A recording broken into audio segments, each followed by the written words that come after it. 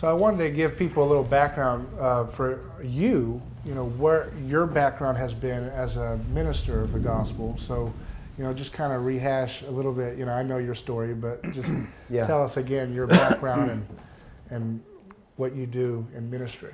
Yeah, so I've been working in missions now since 2008, 2009-ish, and with Equipping Pastors International. It's a missions organization that was actually founded in Orlando, Florida, from our church, Covenant Presbyterian Church.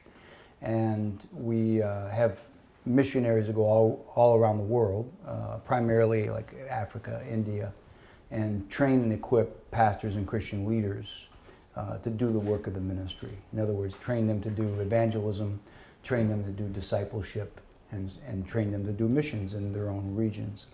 And so we've been doing that for about 10 years now. My emphasis has been in the Middle East and North Africa, and where Islam is fully entrenched. And basically, what I always say, my purpose is to recover the lost history of Christianity.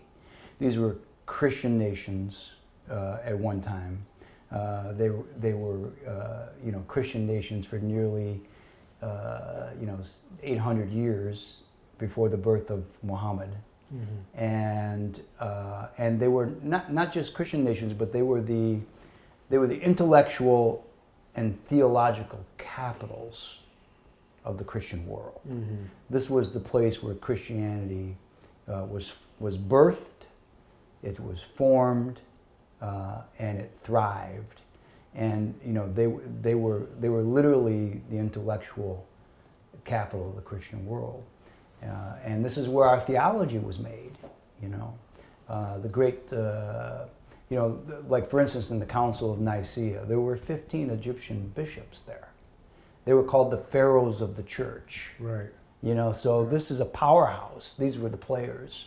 And the Middle East, North Africa, this was where the great thinking was done, the great writing was done. Some places, the great Latin theologians were from North Africa. The great Greek theologians, were from Alexandria and, modern day Turkey. So it was just a hotbed for Christianity. Mm-hmm. And I want to see that recovered, which means that we not only have to train pastors and Christian leaders, but, and this is over my qualifications and out of my depth, but, mm-hmm. That the continuation of that would we have to retrain new scholars, mm-hmm. To do research and so forth, and excavation, and in the original languages, and uncover this rich tapestry of Christian heritage. Mm-hmm. You mentioned Muhammad. He consulted a Christian priest, right, when he first had some of his visions. Do you know anything about that? Yeah, most likely he was in contact with a group of Christians that we'd probably label as heretics. They were Nestorians. And this is why he has a deformed view of monotheism and Trinitarianism and so forth, is because they had a deformed view of Trinitarianism.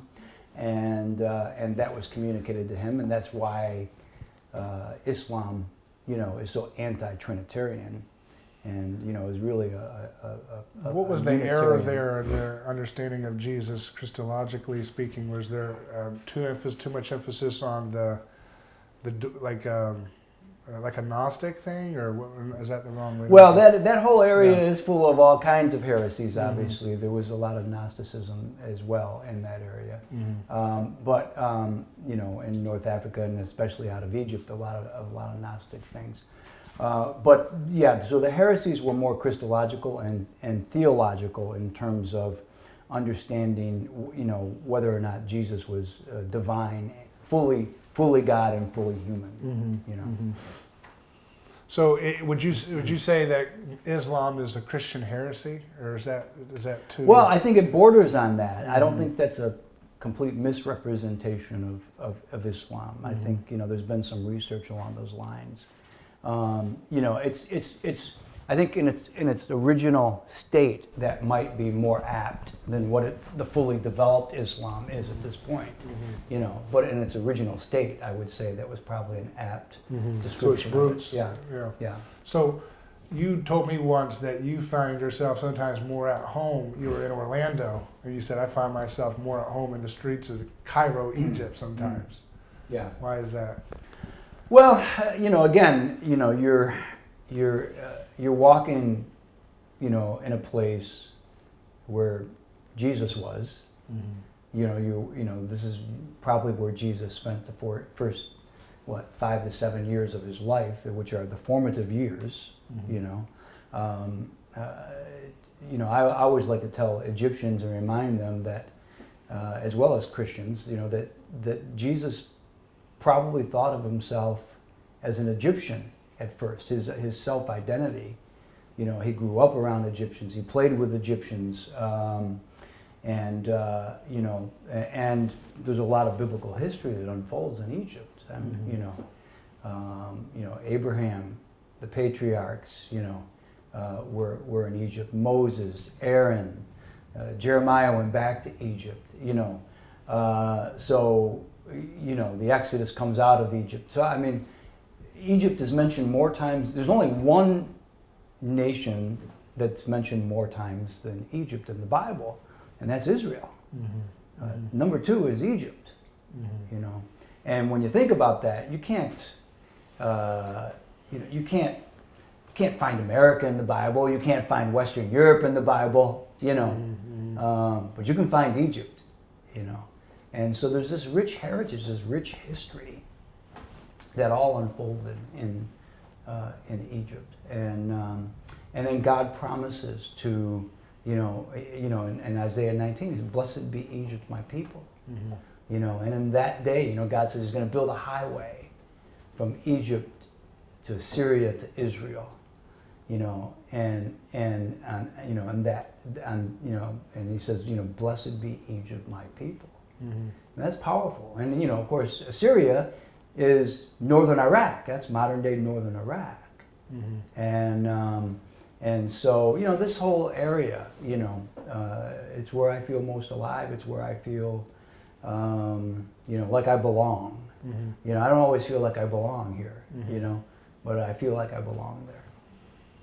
There's a Muslim Uber driver that told me once recently in a car ride, he said he was very smart, friendly, nice guy, wonderful guy, but he was talking about Christianity. He said the Christianity is kind of like, it's good, but it's like having if you have iPhone, you don't want to stick with iPhone 5. You want to have the latest edition. It lets you see God, but it's not quite as crystal clear. You know, the updates and the software is not as crisp and full of power. You know, and that's the way and I thought that's interesting. I think, do you find that as a similar view from Muslims that you've interacted with in the Middle East about Christianity? Well, I find that argument akin to, you know, the communist dialectic.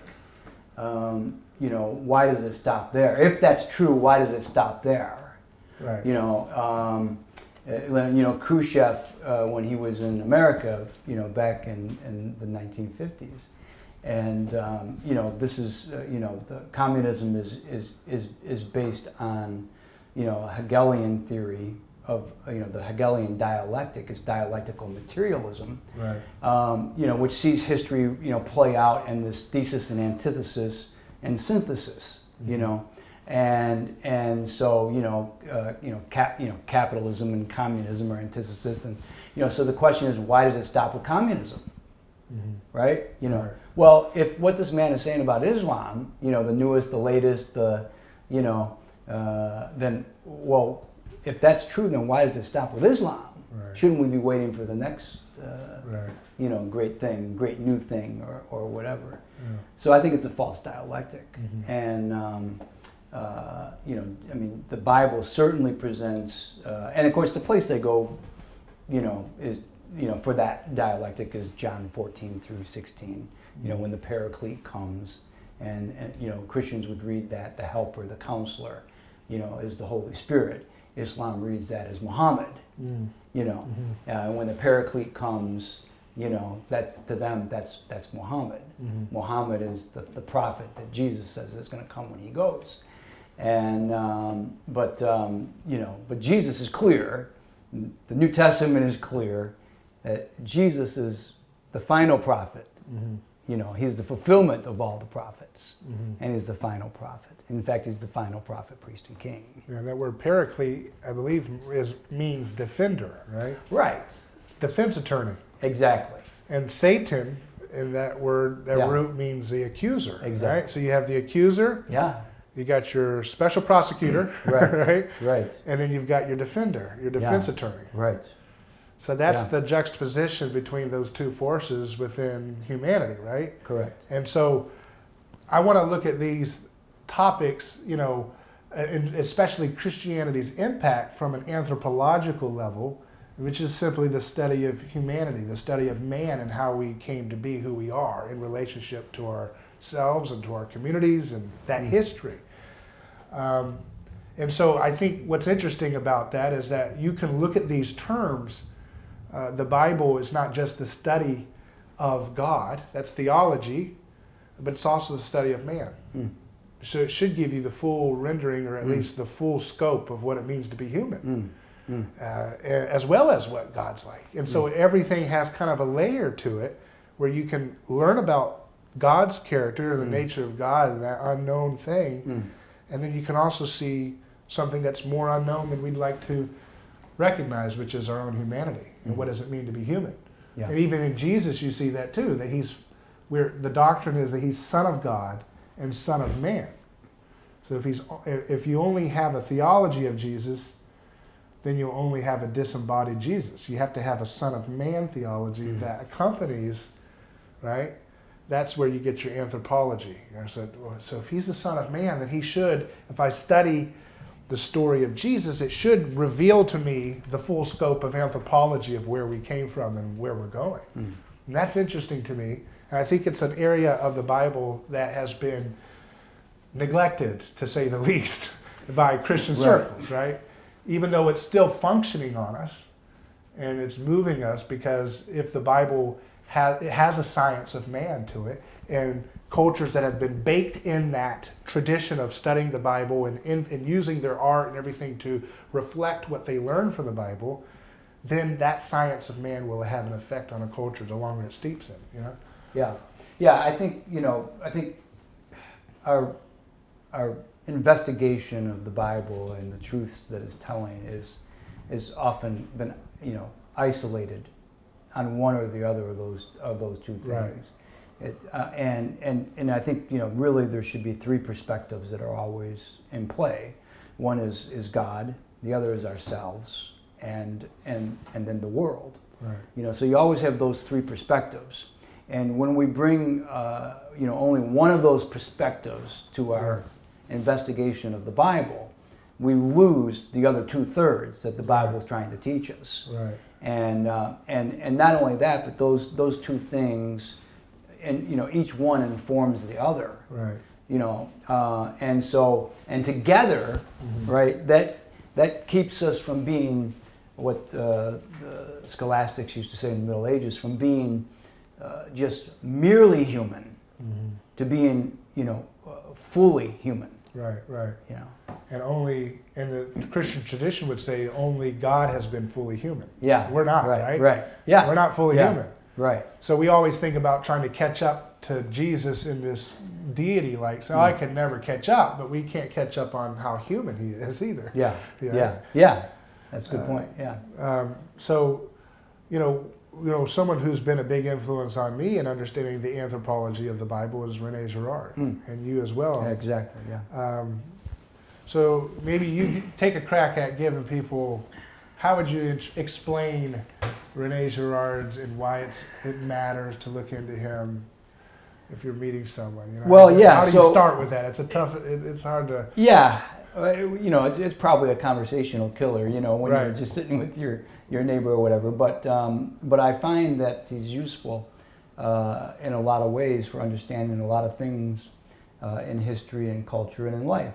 Right. You were the one that first turned me on to Rene Girard, so I'm grateful for that. And you've also really imbibed his anthropology, his philosophy, and are able to manipulate it and use it in ways that I think are very helpful for the audiences that you're trying to reach. But if I think the starting place with Rene Girard is understanding that human beings are fundamentally desiring creatures. Mm-hmm.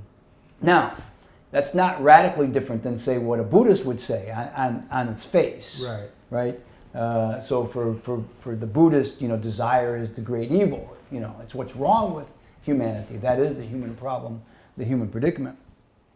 And so the goal for a Buddhist is to extinguish desire, to get rid of it. But that's not at all what Girard is saying. So the starting place for him is the 10th commandment in the Bible. Of the 10 commandments, the 10th is the most important. It's also the longest. And not only that, but it's the key to understanding all the rest of the commandments. Yeah, thou shalt not covet. Right.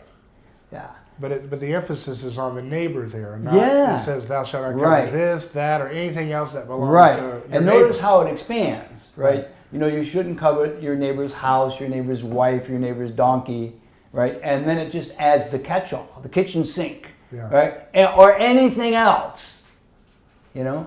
And so it just throws in the whole kitchen sink. Mm-hmm. And then, of course, Paul later on, when he's talking about what a great Jew he was and a great Israelite, and how he kept the law in all matters blameless, except for one thing. When the law said, thou shalt not covet. It slayed me, And so, Girard puts his finger on that and says, this is the human predicament, this is the human problem. It's basically this. And this is where I think where Girard is sort of universal, because everybody can identify with this, right? We want what our neighbor has. More than that, we want what we think our neighbor wants. And then the thing about the desire that's, the one thing about desire that Girard brings out that I don't think anyone else brought out prior to him was that most Christians, when we think of desire, we think of it as something internal to us, right? Desire comes from within, okay? And in that way, I think we're more Buddhist than we are Christian. Because we think desire is something that comes from within. Right. But Girard uses the 10th commandment to say, no, desire is something external to us. Right. And then what? And we model, we imitate. This is what he means by mimetic, right? We model, we imitate the people who have what we want or who, what we think they want. And so we begin to pattern our lives and model our lives. That starts out innocently. Children imitate their parents. You want to be like somebody who's respectable and so forth. So it starts out as something innocent and even admirable.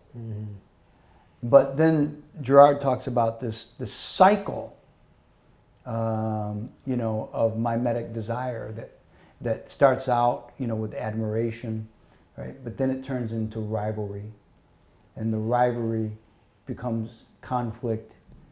Conflict becomes scandal, and then scandal leads to violence. Right. And he started off with this by just looking at the great novels of Western literature, and he was wanting to know what made them great. Why did they speak so profoundly to the human condition? And he found that these great novelists and these authors, and then he also into like Shakespeare and people like that they had a common pattern, right, in all these great novels. And that there was a growth pattern also that he saw in their earlier works when they're more immature, and then later on as they develop and kind of slay their ego through the process of growing up. Yeah, so go ahead. Oh, I was just going to say, but that's kind of what that running theme was that he found in his early work. Right. I believe it was Johns Hopkins University or Indiana University. He was different ones he went to. But it was different from the mode of his time and our time, which is all about deconstructing. There is no meaning in the text. He saw a unifying pattern of great text throughout everything, which is a very Christian presupposition already coming, right? That there's logos, there's some kind of logic that is undergirding what we're doing. But what were you saying? Yeah, I think that's right, and so his literary analysis there is profound, and I think it turned the whole literary world on its head, but it also helped us in doing our biblical theology. But I think one of the things that Girard is doing is he's put to death, if you will, once and for all, the idea of the monomyth. Right? That all myths are essentially telling the same story, and that the Bible is just another form of that myth, that's relevant to its own culture, But all myths and all symbols are all pointing to the same story, we call it the monomyth. There's just one myth. Like Joseph Campbell. Joseph Campbell is the godfather of the monomyth, for the 20th century, Carl Jung. Yeah. So, and so these are all telling the same story, and they're all, saying the same thing. They're using different language and different symbols perhaps that are unique to their own cultures, but it's the same story. And Girard doesn't let them get away with it. He puts it to bed once and for all by destroying the monomyth. He says, no, Christianity is absolutely unique, because what the myth always does two things. The first thing that it does is it conceals the violence of the perpetrator. Right. So it cartoonizes it almost. Yes. It abstracts it into symbols and metaphors, like Marduk. I mean, just using as an example, a Marduk god trips and he splits his head, and out comes a new creation. That's where humans came from. Or these kind of it takes away the tangible, touchable violence that Girard suggests is at the heart of those myths. Right. So so they're protecting, the perpetrators. Right. Concealing the violence. Concealing the violence and protecting the perpetrators. And what Girard says, what Christianity does, right, is it reveals the violence of the perpetrators and it protects the victims. Right. And that makes it radically different. And we see that with one of the first stories in the Bible, Cain and Abel, right? Yeah. You have twins, and just as a backdrop, you got to remember that ancient communities, they didn't like twins. Twins were a harbinger of chaos because they were doubles. Right. So to go back to that desire and rivalry, people in ancient communities, they understood intuitively the power of envy or covetousness. And they wanted to put that fire and control it. And so they create these taboos that preserve difference. This is your property. This is your property. Don't steal or we'll get you. Right. This is your wife. This is my, don't do that. Don't steal food now, And so you create these boundaries which are meant to prevent out of control, reciprocal mirror rivalry over objects of desire. They're all meant to contain the unleashed power of human passion in a desirous state. Yeah.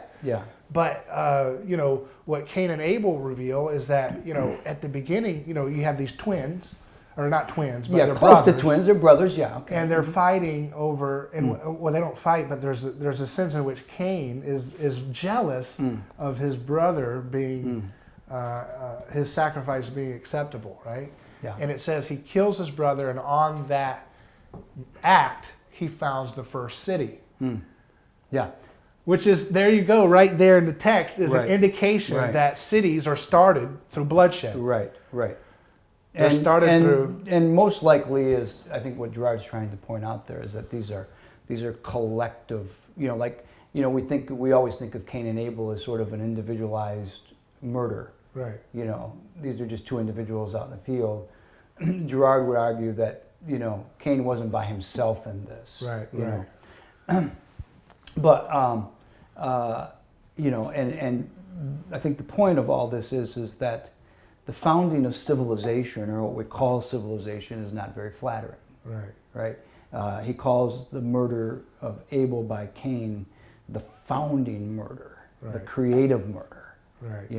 And this is the murder from which civilization comes. After that, you see, what happens. We have tools, we have industry, we have music, we have Right. all these things. And he plays on that word remembrance, right? Yeah. Remembering Yeah. the body back together that was torn piece to pieces for the community's needs. So Yeah. let's back up just a little bit for scapegoating, just to explain that as rivalrous Right. desires get contagious. So Yeah. we see this all the time. If you're in a lunchroom setting and you see two people brawling in high school, soon, before you know it, that little internal rivalry turns into a whole escalation of people throwing chairs and fighting, and it spreads. And you can even feel your heartbeat escalating and your aggression, adrenaline kicking in just by being in proximity to vicious violence right in front of you. It's pulling you in, Yeah. It's contagious. It's contagious. Yeah. And that's what we see in communities that are racked by drug war and things like that.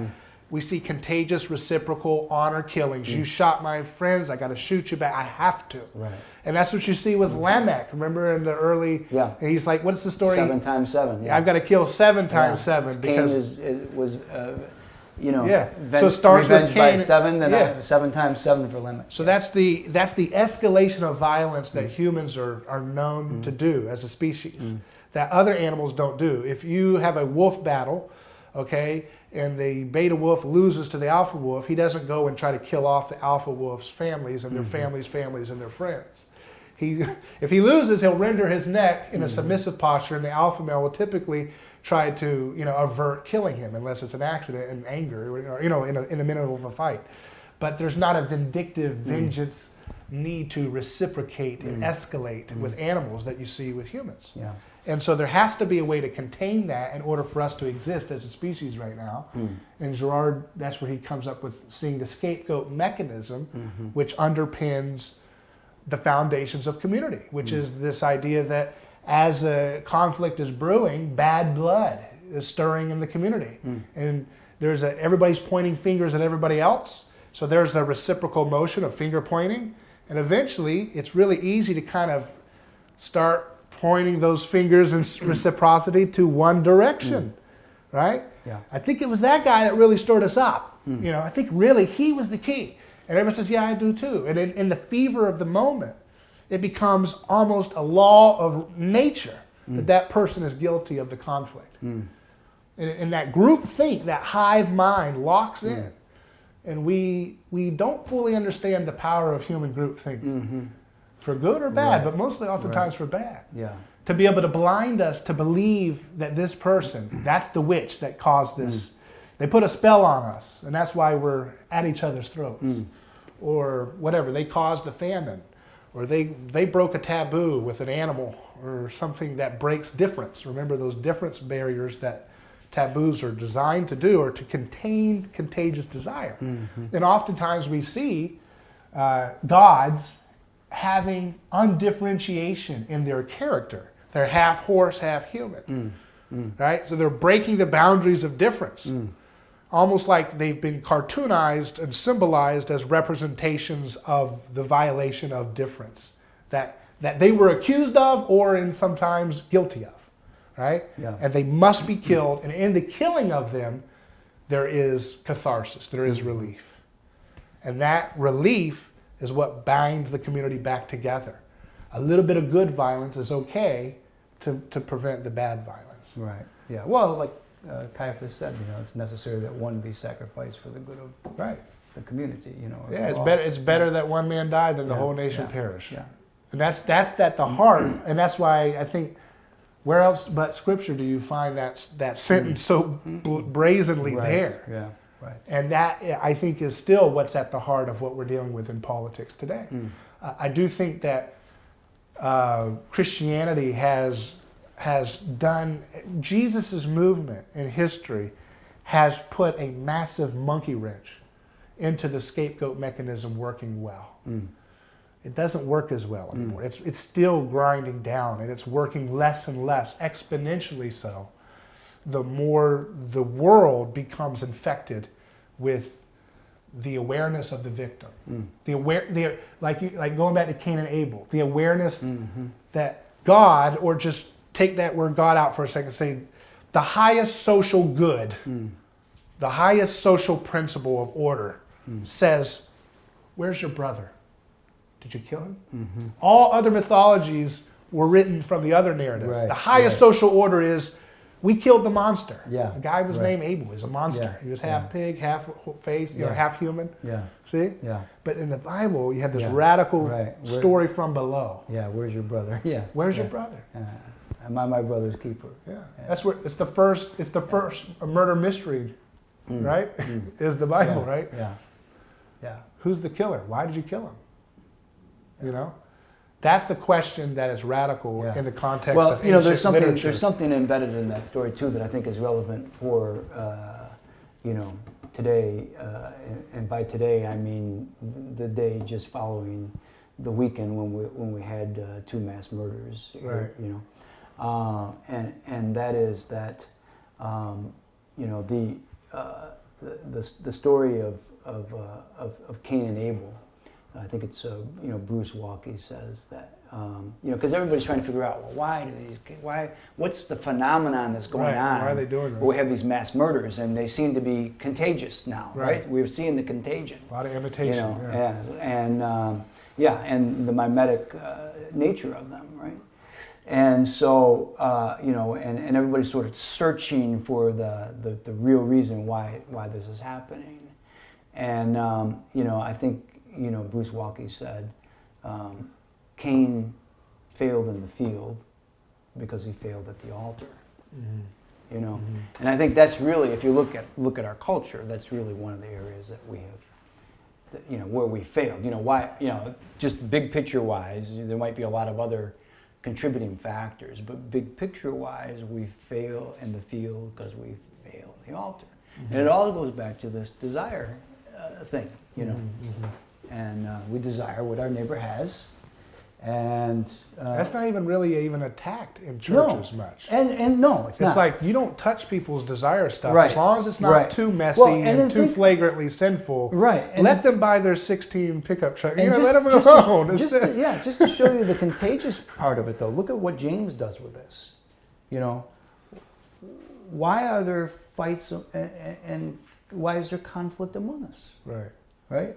Well, because you desire and you can't get it, so what? You kill. And I'm just amazed at how fast he goes from desire to murder. I mean, in a flash. Right. And so that just shows you the whole. But that killing starts, as Jesus says, in the heart, right? That desire to. And really, what again, Girard's helpful for, but it's really just written in the text. If you look at it. It's not that we desire the objects. It's that we desire the being of our neighbor. And those objects or statuses that they have or we perceive them have are like little tokens of their being that they just something about that guy. If I could just have that sense of peace or status or whatever that guy just imbues. If I could just get that. That's the unconscious script being run in the desire. It's like, and that's I just want to be him, but they don't say that. We always justify it as, there's no way I'd want to be like him. He's a loser, Yeah, I don't just want what they have. I want to be them. Because I want we desire, to be what I think they are. Because we desire the infinite being of God. And so we can't get it, so we go after the creation, right? We go after the creatures. If you think about this, Adam and Eve wanted to be like God. Yeah, and so if you can follow that pattern all the way through the Bible. Especially through Genesis. It's just there. Right. I mean, it's just. It starts with the eating thing, right? Yeah. The 4-box says what? Man is what he eats. Yeah. You are what you eat, right? Yeah. And I think that has, again, another little kernel of truth that we would be remiss to overlook. Yeah. Because I mean, the earliest forms of this scapegoat mechanism that we see in archaeological records across the world, they come in similar patterns, like cannibalism. You know, ritual cannibalism is a ubiquitous feature of the earliest, communities that we find of human presence. Why? That's, you know, we talk about Christianity like it's so outdated. What other thing, other than the story of Christianity, gives us any clue as to why humans found the need to ritually cannibalize people? Obviously, there's different reasons and there's things, but the underlying thing is the desire for the being of the person they're cannibalizing. They would ritually, they've even shown chimpanzees ritually chewing on the alpha or something after they're dead. Or, you know, there's a sense in which you're partaking in that other together. Sure. And that can happen through You're becoming what they are, and you're also, you're also triumphing over them. Right. You know, this is why warriors would, cut out the liver of their enemy and eat it. Right. You know. Right. And this is something we see pale shadows of it, vestiges of it, even in recent times. I think the 60s, there was a movie, it's a recent movie, but it's about the killings of communists in Indonesia that took place in the 60s. People accused of communism or people who just were in the wrong ethnic group of that community at the time. And they had these military-style killing squads that would just kill people left and right. And the Indonesian government at the time, a movie called Act of Killing portrays this in a really visceral way. But it shows, they go and meet the killers, they're now old, and they ask them, they said, we had to drink the blood of our victims or we'd go crazy. What? Where does that come from, right? This 1960s story they're talking about, they're saying, we had to drink the blood of our victims or we'd lose our mind. What? What's going on? There's something weird about humans that we haven't even scratched the surface with. And I don't think Girard's theory, mimetic theory, is just the beginning of something that needs to be fully understood or tried to. Because there's these patterns. And I like to point to, the vestiges of this scapegoat mechanism in its mob form showing up in even America, 1920s. The story of an African-American man paraded in a mock king ceremony before being tortured in the public on a big, massive stand above everybody else. Paraded as a king. And I have to wonder, what's going through the minds of the people participating in that mob the Sunday before, when they're in the pews and they're hearing, maybe if they're lucky, they're hearing a reading of the gospel about Jesus being, paraded as a mock king before being butchered in the public square. What was going on in those people's minds? How are they being blinded to the ugliness and the barbarity of what they were partaking, having sat in the pulpit and hearing their own sin they're about to commit, and that's supposed to be their God, and here's their monster that they're terrorizing, they're dehumanizing. Well, and you can go, to places in West Africa, in Ghana, for instance, where you have these big Dutch Reformed churches, and beneath those churches are dungeons where slaves were captured and held and piled on top of each other. Right. In these dungeons to be sold into the slave market. Right. And the screams are being, are drowned out by the choruses that are being sung above. Right. It's just wow. Yeah. It's incomprehensible. But isn't that just a picture of what is behind the decay? I think we're reaping the whirlwind, right? Yeah. Of this decay of a church that doesn't. What I don't understand is why doesn't the church? Why doesn't it put more teeth into its understanding and teachings of Jesus? You go to a church. And I understand that we're humans, and human beings are going to be blinded by the same groupthink, desires and scapegoating impulses. That's the point of the Bible, that they see the text and they still miss Jesus, right? Even his disciples hanging out with him for 3 years miss him, and they admit they did. So I understand it's tough, but how come you don't hear this kind of denunciation of this kind of collective violence more forthrightly from pulpits? Yeah. Well, I think part of it is because it shows us how strong the myth is, and how hard it is to defeat. You know, the myth has been so persuasive and so effective. You know, this goes to why are so many evangelical Christians on the side of the warmongers? Right, yeah. You know, we berate Donald Trump for his adultery and fornication and his lifestyle. Right. But the war is just fine. But war is okay. Yeah. Or we, at least, you know, as long as it's not in my backyard. Right. You know, and we're talking about the deaths of hundreds of thousands of people, most of who are innocent. Right. Women and children. And yet, that's okay.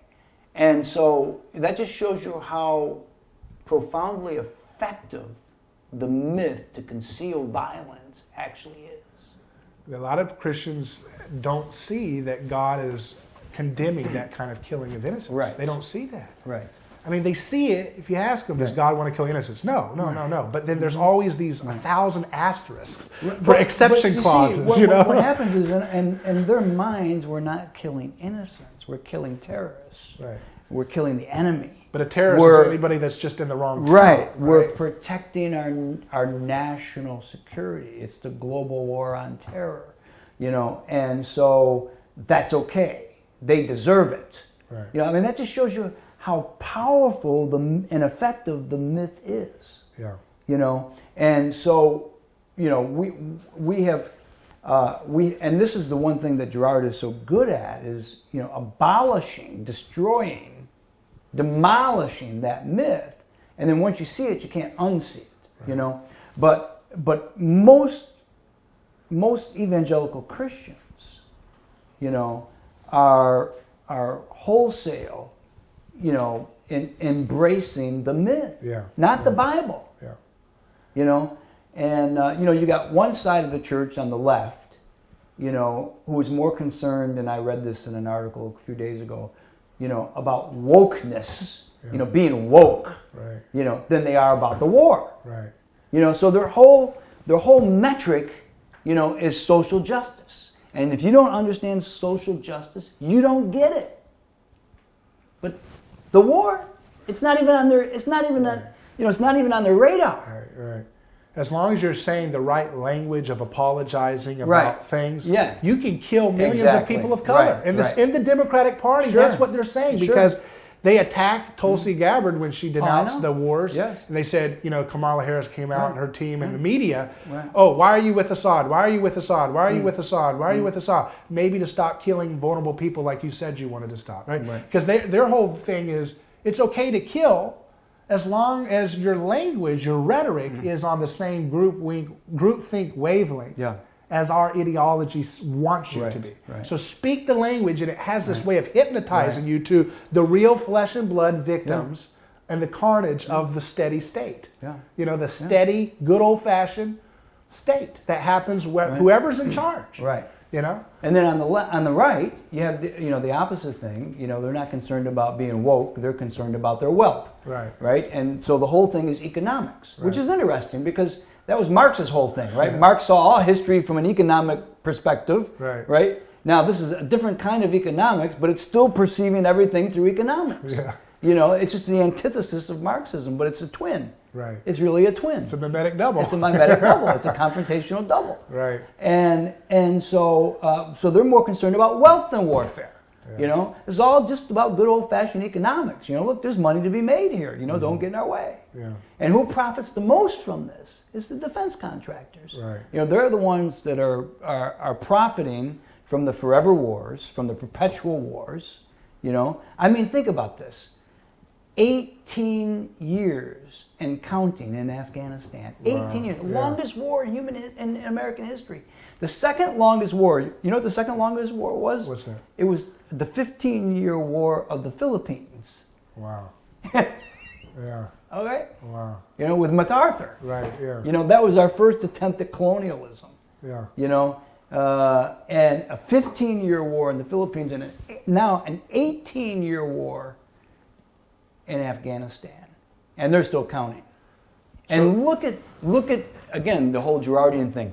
Look at how the mob comes after Trump when he just says, "Yeah, I think we'll pull the troops out of Syria or out of Afghanistan." Right. The whole mob and all the machinery just turns at him and wants to what? They want to sacrifice him. Yeah, the man is literally saying, I mean, he's not saying this, but this is the reality. He's saying, I want to stop killing people of color. And the mob, that's social justice, that's supposed to represent people of color, is wanting to destroy them for it. And they did the same thing in Syria, too. Oh, he's in league with Assad. He's in league with Russia because he wants peace with Assad. Right. But what about the persecuted minorities that you see, the Yazidis and these different religious communities? Sure. I thought these people are supposed to be on the side of the minority, the little guy. Yeah. And they don't care. And it's not them. We all have a share in this, this game. That's the point of sin. We all it's have a skin systemic in this game. thing. Yeah. But I think that the church, the reason why the social justice movement is so contagious is because the church is asleep at the wheel about talking about the ways of peace. I'm reading here in Luke, just when you were saying that about the war and how long we've been at the war, I'm looking here at the Gospel according to Luke, chapter 19. Jesus is going into Israel, and he says, and as he came near and saw the city, he wept over it and said, if you had known on this day, even you, the things that lead to peace, but now they have been hidden from your eyes. So what are the ways of peace? What are the things of peace? Right. What is he talking about? Yeah. What is he talking? The things of peace.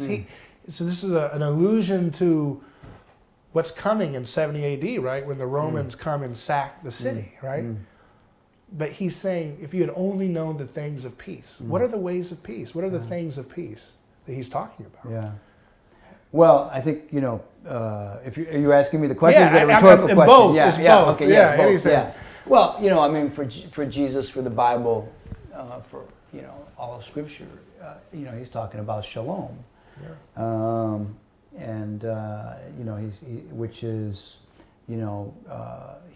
it's human flourishing. It's the good life.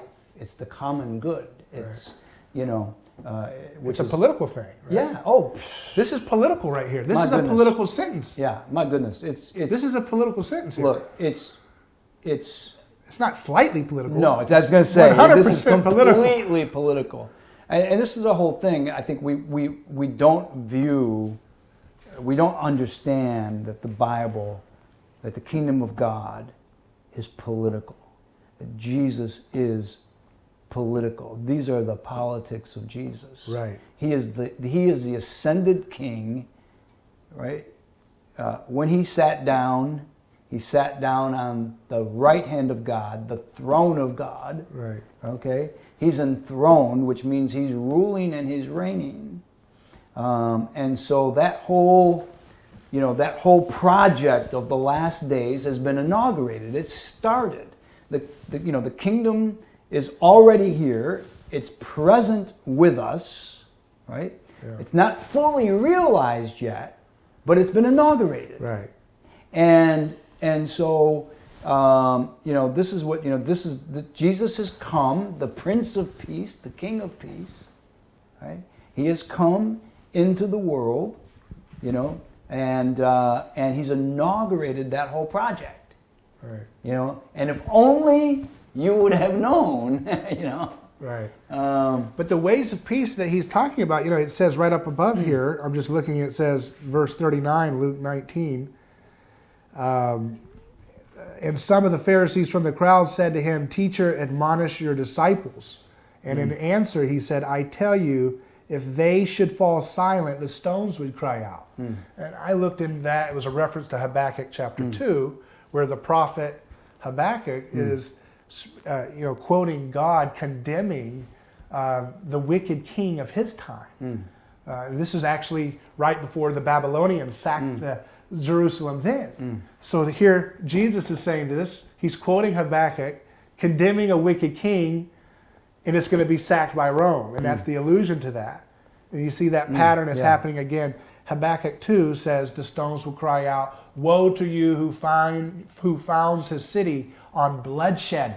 This is a reference to the foundation stone sacrifices right here. Right. I am convinced of that. Yeah. He's talking about not that the Pharisees were literally laying children in the stones, but that the logic of the way they believed they were to conduct business in a civic political sense was built on the lie that violence and might makes right is acceptable when necessary, that it's a means of achieving an end that is glorious in God's sight. The idea that, that's what happens with Rome is they didn't know the ways of peace. They reciprocated the violence. They said, "You're going to take us out, well, we're going to be zealots." Right. And they get mimetically sacked down. From the blood of righteous Abel. Right. All the way, you have killed the prophets. Right. From the blood of Abel, okay, which we talked about, Cain and Abel, right, all the way to Zechariah.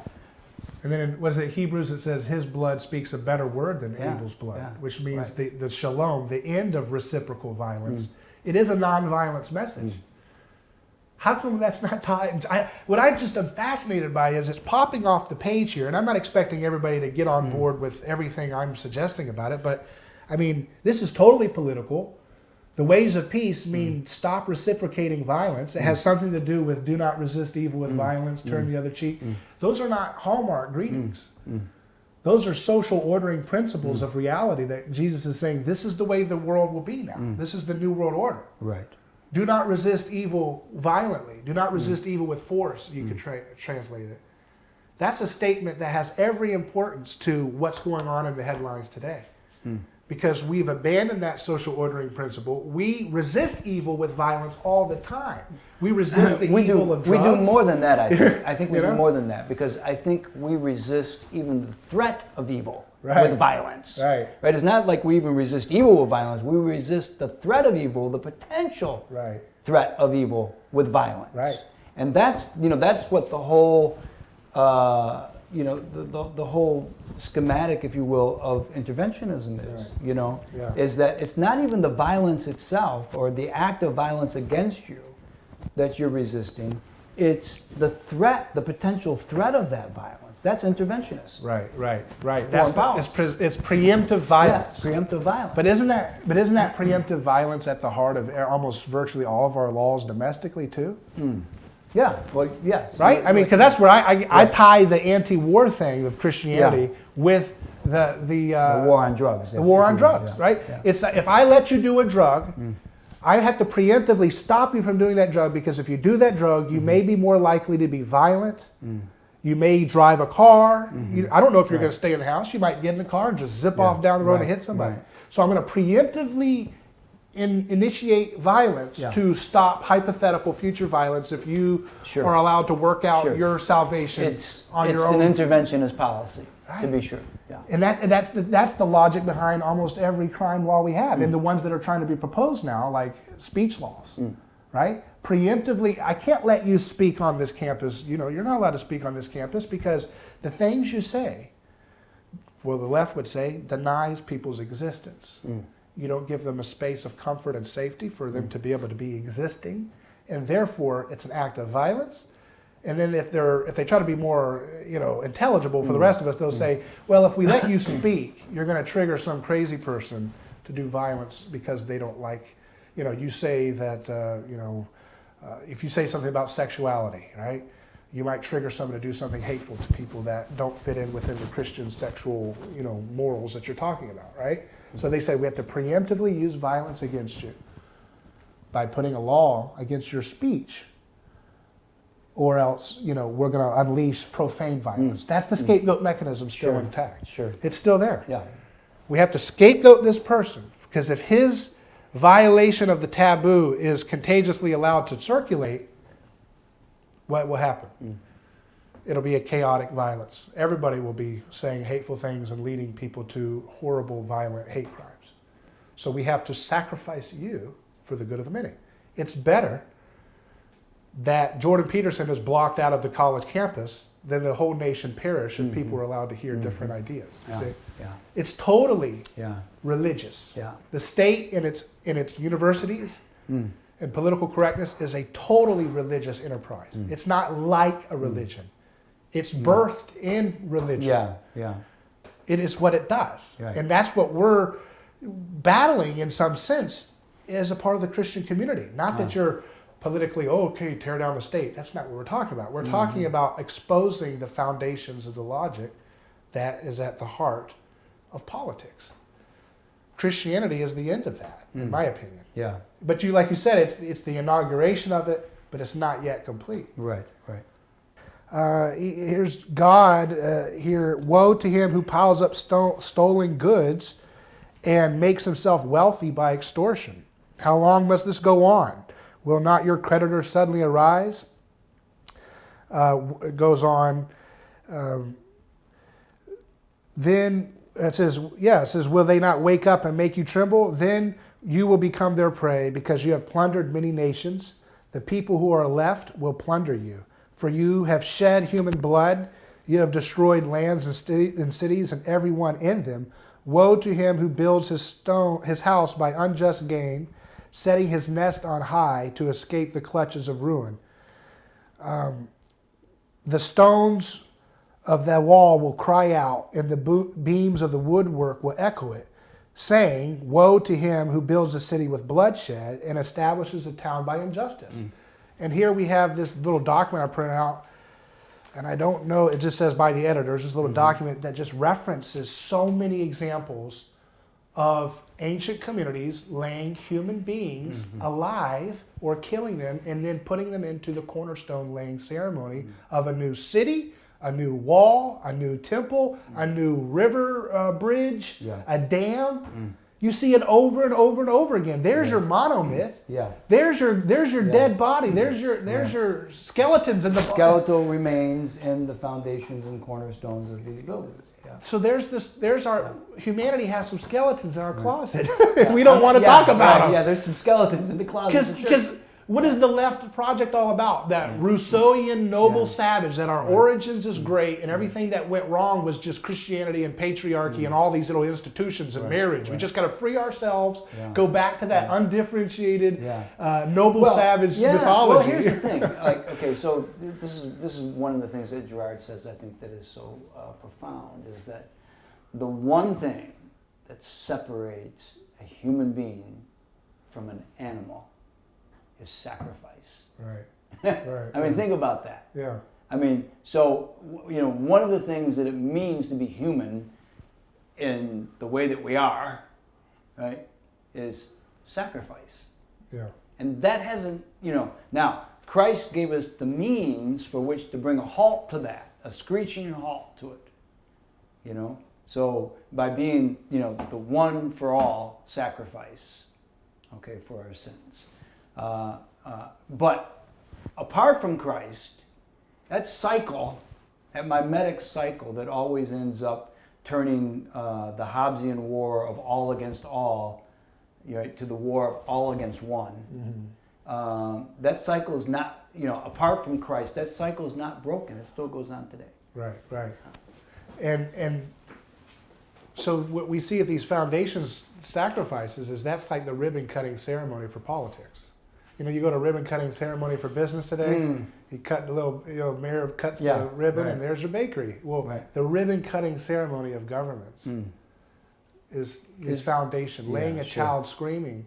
One story had a woman that she was one of the wives of the king, had to be entombed into the walls of the city, but she had a nursing baby. So they left a hole big enough for her to nurse the baby until he was weaned, and then they entombed her into the walls alive. Right. So these people, these skeletal remains, we find many of them were entombed into these architectural structures alive. Right. And I think that's what Jesus is alluding to this. He's calling out our skeletons in the closet. But what I like about this, as this prophecy that he quotes from Habakkuk 2, is that, right after it says, woe to him who builds a city with bloodshed and establishes a town by injustice. Has not the Lord Almighty determined that the people's labor is only fuel for the fire? For the nations exhaust themselves for nothing.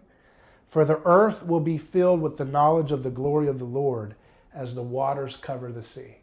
That's where that's from. And I thought about that, and I thought, well, Jesus actually predicted that, and then it actually is happening right in front of our eyes. So he says, if they're silent, if these guys praising Hosanna to me, saying I'm the king, if they're silent, the stones will cry out. That actually happened. Yeah. Because the crowd was silent. Right. They turned on him, even his disciples. And in their silence, the stones, the hidden victims of our history, have been crying out ever since. Yeah. And that's why the knowledge of the Lord is filling the earth as the waters fill the ocean. That's happening in our lifetime right now. We're seeing that literally. You don't have to talk about woo-woo. You can talk about actual history. Because ever since that, wherever the story of Jesus' wrongful persecution has gone, victims are crying out for justice. One of the first things that primitive societies let go of when they encounter the gospel is their sacrificial practices. They let go of that. That doesn't mean this happens overnight. Obviously, the church was imbued with sacrificial logic and still working it out. They were burning witches. But they were burning witches in a way that was still a kind of a pale imitation of the ancient form of sacrifice. But when something like that happens, witch trials and so forth, you have a metric by which to measure, right, your departure from Scripture, right? So you know now that you can at least look back and say, okay, this was not a necessary consequence of Christianity. It's a departure from Christianity. Right. And it's still, and the thing about Christianity that makes it different from ideology is that it assumes free will as the foundation. This is a choice, right? You have the idea is you must choose to find and to obey the ways of peace that have been modeled for you by your role model, Jesus, as your role model for desire, or you're going to role model the desires of every neighbor you have. Every neighbor you have will lead you into this cannibalistic one-upmanship of cannibalizing each other's desires and never finding any satisfaction from it. And then that snowballs into the violence that we see with shootings and wars and all these destructions of our communities. So that's what happens when we follow the way of sacrifice of the old order. But it's the reason why it's creating more and more chaos is because it eats itself up in light of the gospel. Because you can't scapegoat as long as you are aware that you're scapegoating. And that's one of the things that politics is having a hard time containing, the nastiness. It used to be the place where, okay, we put aside our differences, war by other means, politics, right? But now we're starting to see, wait a second, we can't scapegoat the politicians because they're actually doubles, right? Trump is a double of mostly of what Obama and Clinton did, functionally, on the wars and the perpetuation of debt, right? So we're starting to see the cat's out of the bag of the magic trick of the state, which is, again, kings originated as sacrifices, right? A king was somebody who forestalled his inevitable sacrifice, right? And that's why, ancient victims of scapegoating practices would be dressed up as kings and given favor and wine and women and feasts and then killed. Well, you think about that practice being delayed by trickery or, hey guys, let me tell you, hello my neighbor, hello my darling, I'm your king now, right? They find a way to stay alive. Hey, and I'm special stock here. Because remember, the scapegoat's also sacred. And so that special stock breeds internally, and you create this line of stock that every now and then, when things go crazy, you chop the king or the royal guys off, you see? And that was where we get, that was the intermediary state between the modern state that we have now and the ancient primitive religions that we came from. But it's all the same function, scapegoating.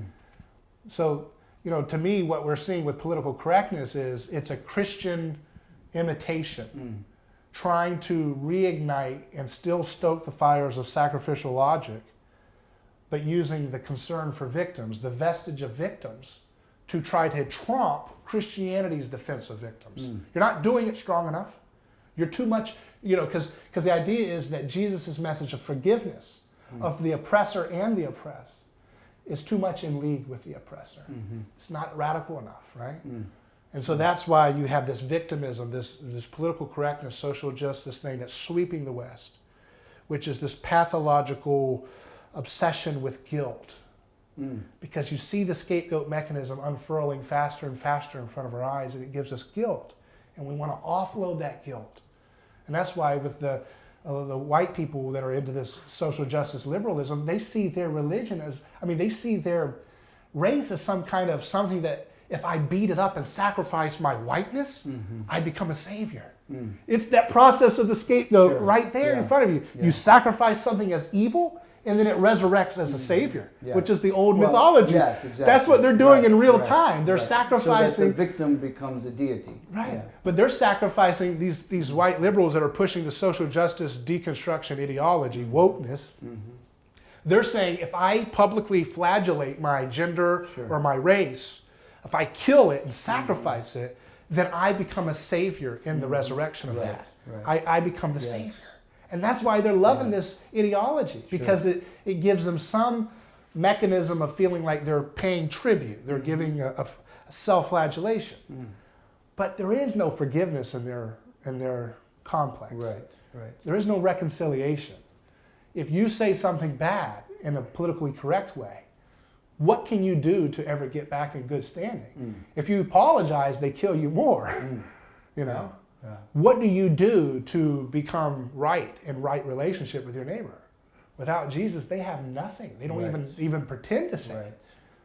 That's what they call that cancel culture. You're canceled.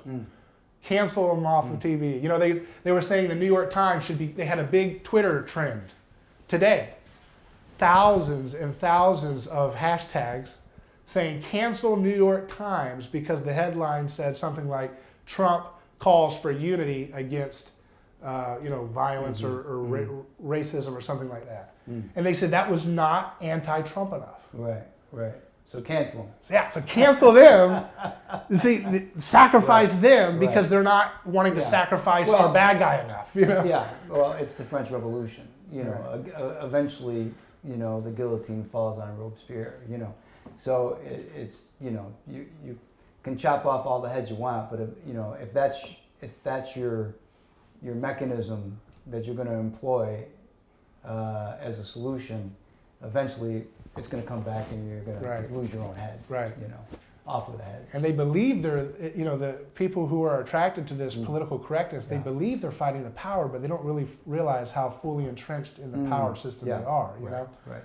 I mean, Kamala Harris is, again, a perfect example of that. Not to pick on her. Obviously, she's just representative of a very popular way of thinking. Sure. But it's the idea that you can lock people up by thousands for marijuana. Right. But if you're virtue signaling about, the language of racism or something, that somehow atones for flesh and blood victims. Right. And here's the thing. I think, all of this is set up around the idea, that, the state is a false soteriology, and this is what you're left with.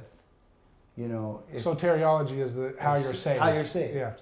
Yeah. And so this is the one thing that both the right and the left agree on, right? The state is our salvation. Right. And so and that's why both have furthered the power of the state, right? And and if you look at the state, it's mimicking all of the attributes of God, right? So it's omniscient; it knows everything. Why? Because it's surveilling everything you know, right? It has power of life and death. It has power of life and death. It requires the ultimate sacrifice. With soldiers, they pay their blood so that you have your freedoms and you have the right to vote. How many times have you been told that? That blood, the soldier's blood has to be shed so that you can vote. And what is voting? A right that you do to perpetuate the existence of the state. So the state as a body must maintain itself through the shed sacrifice of soldiers. Exactly. That's and so it's that's 101 sacrificial religion. Yeah, and so it's a false soteriology, and much the same way that globalism is a false Catholicity. Which is we talk about the church as one holy Catholic, meaning universal church, you know. And globalism is a false Catholicity in the way that the church is supposed to be Catholic, and the church is Catholic. And the thing, and the state can't figure out how to do both the local and the universal at the same time. Yeah, that's the fight between nationalism and fight globalism. between one or the other. Yeah. One eats the other. Right. You see, and what it ends up doing is reversing it, so that the local has to feed the global. Right. Right. And so the global ends up consuming everything, consumes the local. But the church, right? I mean, this is the one thing that, when I celebrate the Lord's Supper, right? I do that locally, but it's inhabited by the universal. Right. Yeah. That's you see, universal. And so the church, instituted by Christ, constituted by the Holy Spirit, right, is both at one and the same time local and universal. Right. And so globalism is a false Catholicity. Statism, right, is a false soteriology. And these are mimics of the reality. And people have said, why don't you, I'm tough on the things I disagree with Trump about, but they say, well, why don't you hit him more too? But to me, this Trump movement of nationalism is like it's like a reunion tour for a 1970s rock band. Yeah. It's their final swan song. They've got big sellout theaters. They've got biggest stadiums you could ask for, but they're 85 years old. Yeah. Okay, this is a last swan song for nationalism, and it's going out with a big bang. But that's how I look, because I look at Trump and I see him as the kind of a caricature of the Nietzsche style, which is the Ubermensch and the I'm a winner, I'm a winner, Right. I'm cool, and he's playing with it. I know he's not, he's tongue in cheek. Yeah. But in a world where the only way you can have power is to feign victimhood, and he's saying I'm a winner. I'll beat you and I'll take your oil. You're not supposed to say take the oil. You're supposed to do this stuff quietly, but you don't say take the oil. You're ruining all the decorum of the state that hides the ugly violence of the steady state of government. And he's tripping all over it, and he's bungling up their religious ritual, because that's the whole point of religious ritual. Yeah. And that's what the state is. And there's a way of doing it, and if you violate that, you ruin the whole thing. Like, take for example his tweets, right? Yeah. He's always misspelling, and he's tweeting at 3 a.m. about some random, C-list actor or something he's feuding with, and you're like, what? What's happening here that's so making people go nuts? Yeah. They say over and over again, left and right will say, I like Trump or I hate him or whatever, but he doesn't act presidential. Right. What's that word mean? Yeah. Presidential. Right. It's sacredness. It's the office of the ritual of what you're supposed to perform. Right. And there's a way of being, and that was supposed to bind us together. And because he doesn't play that role, it's creating what Girard would call a crisis of undifferentiation. And here's how. You have two types of mediators of desire with Girard. You have an external mediator. That's someone that's got a place above you. You're not really going to reach into his territory and compete with him or her.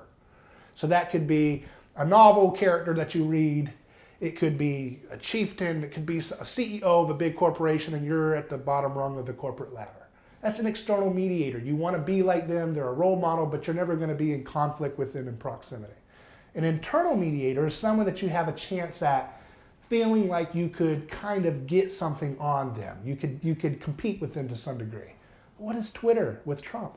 Other than the president becoming from an external mediator, untouchable, to he's misspelling every word like you do, or I would, or whatever. He's typing in all caps. He's petty. He's tweeting at 3 a.m. on the toilet probably, and that ruins the external mediation of the sacred role of the president. Now he's an internal mediator, and you kind of feel like, hey, he might retweet me, and I'm just cussing at him, and he'll just retweet. So you feel like you're closer to be able to grab a hold of him.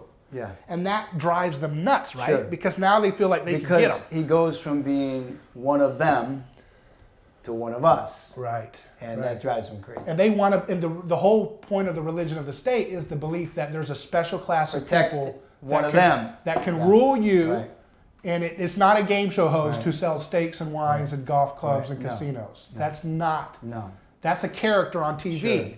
Sure. On the hierarchy, that's a lower character on the hierarchy. He can be a billionaire all day, but he does not touch the sacred role of the state. The sacred role of the state is for people who have the decorum, the politically correct language, always the smooth tone. It's a hypnotic thing. Yeah. It really keeps.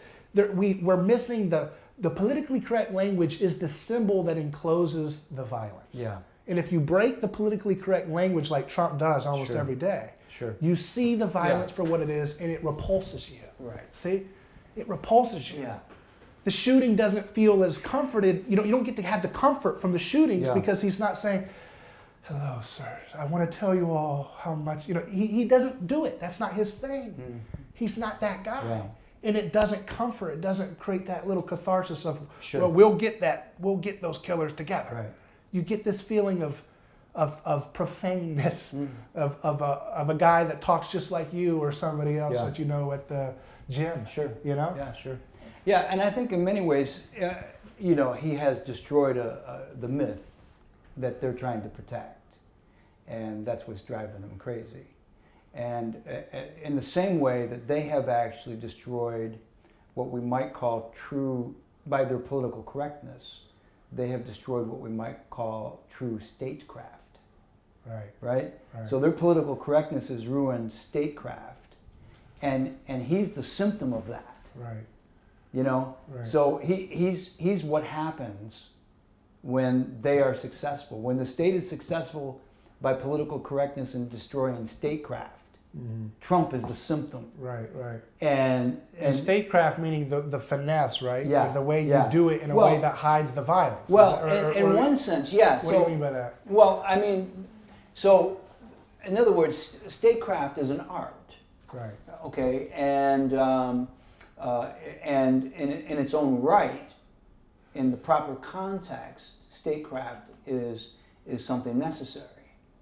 Okay, for governments to function well. Right. And for So it's like a Shakespearean play, and he's showing up for like a pro nations wrestler. to relate to one another.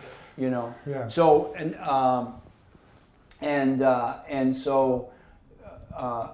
what they have done, I think, what the political correct crowd has done, is that they have usurped true statecraft. Right. And they're making a mockery of it. Right. And then Trump is kind of like the mirror there.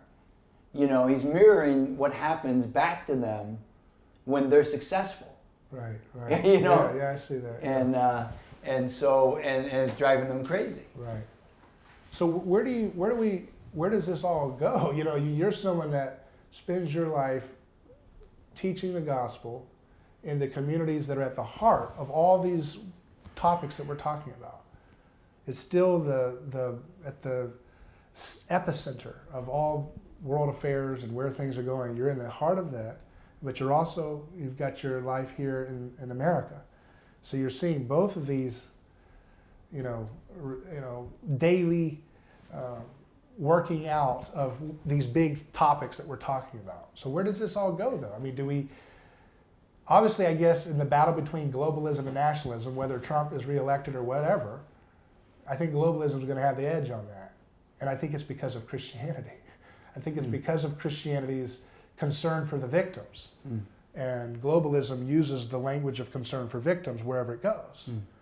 And so however more it infects communities, it gets you to think about how your dominant community has oppressed or hurt or marginalized people to get where you're at.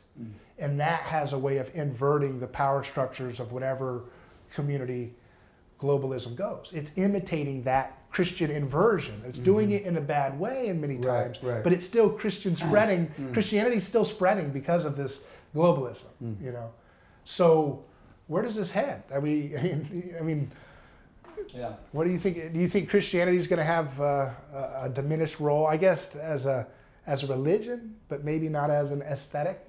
Maybe it dies in the mainstream sense as a religion, but it's reborn and more of a rooted ethical and aesthetic impact on things. I don't know. Yeah. Well, I think the thing that we have to realize is that,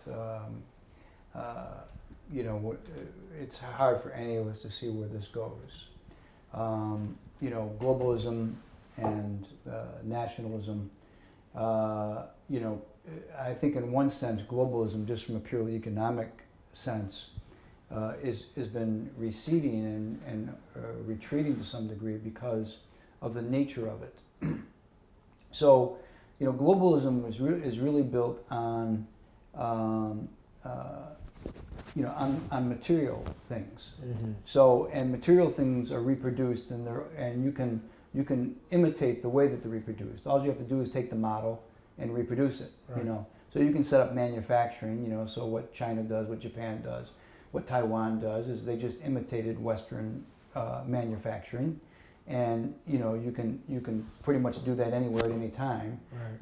But it's all with things made of atoms, mm-hmm. material things. Mm-hmm. Now, what that's done is that has stifled ingenuity and development. The only place that has thrived has been the cyber world, the world of technology. That's the only place that's really growing. That's the only place that's really different.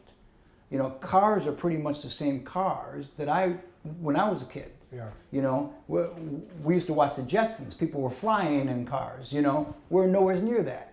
In fact, airplanes now, they're not more technological than they were when I was a kid. They're the same planes. Right. In fact, they're worse. Yeah. If you look at You're have supersonic jets at one point. Yeah, when you get on an airplane now, you feel like you're getting on an old Greyhound bus. So so technology has stalled in every field except, right? Anything made with atoms, technology is stalled. It's going nowhere. Right. Right. So what you're seeing is that the reason why globalism is retreating is because everything that is made of atoms has been regulated and taxed to such a degree that it has stopped ingenuity. Right. Yeah. The only place that hasn't been taxed and regulated is the cyber world. You see, and so that's why that has been growing and growing and growing. But that's coming to an end now, right? So you look at all the big, you look at Silicon Valley, you look at Google, you look at Facebook, you look at all these different big tech, organizations, which are they can't be repeated. Right. Right. It's zero. It's what it's called 0 to 1. Right. Right. So there's only one Facebook, and everyone else is the loser. Right. Yeah. It's not about competition. Nobody wants competition in business. You want to exterminate the competition. Facebook did that. Google did that. Right. There's no competition. Come on, Yahoo. Come on. So there's no place to go. Yeah. And so we're retreating back to our nation states, as it were, and we're becoming more tribal in the process. But do you think it'll more still sectarian? Do you think it'll become more decentralized and localized and regionalized and balkanized? Well, this is what the unknown factor is. So the question is, Trump is a stopgap, as it were. And he doesn't. It's not like he's doing this with full awareness of what the stakes are, what's going on. He's just manifesting instincts, the forces outside of his control. Right. Now his instincts, I think, are largely pretty good with foreign policy and things like this. With the economy, but no one around him, is able to take and make which, if you want to say, a Trump doctrine. Right. And tell us what all that really looks like and what the long-range implications of a Trump doctrine would look like. But I think so. What's happening is a stopgap. So the question is what's going to happen, afterwards. It's like when Japan was thinking about attacking America, and all the Japanese generals and a war cabinet were meeting, and they were looking at the feasibility of attacking Pearl Harbor. Right. And they concluded this. They concluded, we can attack Pearl Harbor, and we can do it successfully. And then the three words echoed. I don't know how many words it is in Japanese, but in English they translate the three words. But then what? And I think that's where we're at here. Then what? Yeah. But then what? What's happened? What's going to happen after Trump? Right. You know, are we going to continue? Is the world going to continue to retreat back to its nation states, or are the globalists going to come back and be sort of? Or will it be afterwards? decentralized states? That's what I'm picturing. So here's my metric. The city states, will Right. they come back? Well, right. That's a third thing that still has a viable future, hopefully. Right. Because Now- it gives a patchwork of various sure. communities. We hope it goes more towards a localist kind of, Yeah. way, but we don't know. But here's my metric in the meantime. You know, so there's the then what, Right. but then there's the what in the meantime. Who's going to kill less people? Who's going to kill? Who's in the 2020 election? The result of that, whoever's in power, right? You know, they want our vote, and my metric for my vote is this: who's going to kill fewer people? Yeah. Yeah. Who's going to abort fewer babies, and who's going to attack Less countries. countries and Right. kill less people? Right. That's my metric. Right. That makes sense. But that's the Christian logic, is that you should try to avert sacrifice Right. as much as possible. Exactly. And so Right. And we've got to get Christians to see that. I've tried to explain to people that I'll take someone that has the most vulgar language all day if Absolutely. they're killing less people and locking less people up. Absolutely. Flesh and blood, physical violence is always worse than Then words. vulgarity. You know, the Vulgarity, words is like the way I say it. It's like they believe sticks and stones can break foreigner bones, but politically incorrect words forever hurt me. That's the logic Yeah, of the Democratic right. and the leftist thing is words are everything. And so if you use the right words, you can be like Obama and obliterate millions of poor people in Libya and Syria and all these places, but you're cool and you're collected and you have the right decorum, so therefore you're allowed to sacrifice. So Christians need to be in that conversation. Right. We need to hold the Trump administration account when he says, I like my police to slam my perps, their heads into the door when they're getting in. I want to throw them in hard. That's sacrificial language, right? He's trying to dehumanize the other.